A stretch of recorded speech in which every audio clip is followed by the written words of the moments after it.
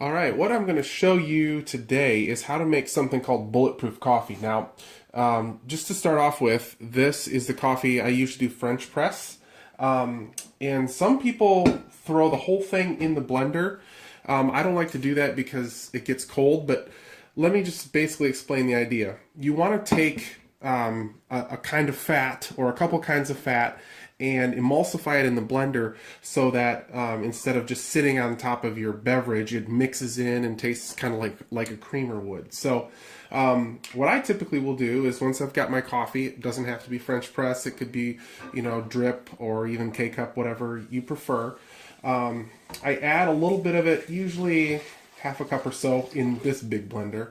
And then I add my fats. So probably the best that I've found as far as deals, we get this at Costco. It's like $20 for this whole thing.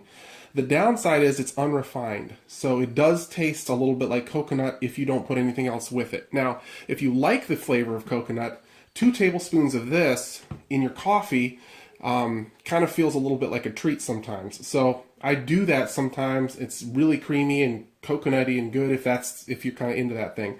If you don't want it to taste like coconut, you can get a refined version of coconut oil, like this one's from Meyer. And then because we're trying to make a bulletproof coffee that's Whole30 approved, instead of butter, which would normally be used for bulletproof coffee, we're going to use ghee, which is basically just a butter that has a lot of the sugar, lactose, and stuff removed. So it's actually Whole30 approved. Here we have a couple different kinds of ghee. I picked up this one also at Meyer. Just thought it would be interesting to try Madagascar vanilla bean. So again, if you're into that, I could see vanilla bean and coconut being really great in your coffee.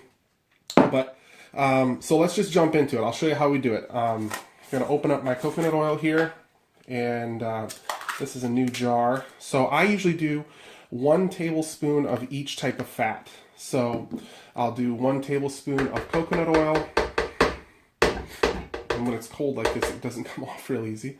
And then 1 tablespoon of ghee.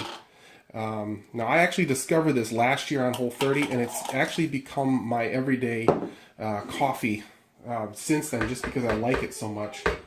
So once we get that in the blender,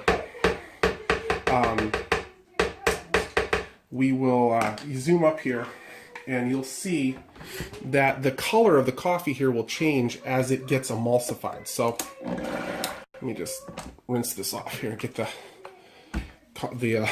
ghee off the side here. So as it's emulsified, this color will change. So watch that. It'll change from dark black to a tan to a really light color.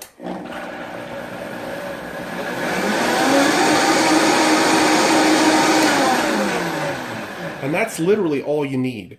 Now you can see the color there is very light. And then what I do is I will take that and pour that in my coffee cup. So that's basically kind of made cream and coffee. And then I'll top it off with the rest of my coffee. And as you can see there, it makes a beautiful, nice, creamy coffee. Now the one thing I will say with this, I'm a professional counselor by trade, so I'm going to tell you to mentally prepare yourself that this is not going to taste like milk in your coffee. This will taste like a very rich, creamy coffee drink, but don't go into this thinking this is going to taste exactly like cream in your coffee, because as any coffee drinker will tell you, one cream a lot of times won't taste the same as another cream. Some people prefer powdered and half to the fake stuff, to the flavored. So this is going to be different, but it's a great healthy substitute that leaves you feeling full and healthier. And in fact, my brother just does this for breakfast. He doesn't even do a morning breakfast because the fat in this is so satisfying, and he gets all the calories he needs just from the coffee. So let me know what you think. If you've got questions, feel free to post, and enjoy your coffee.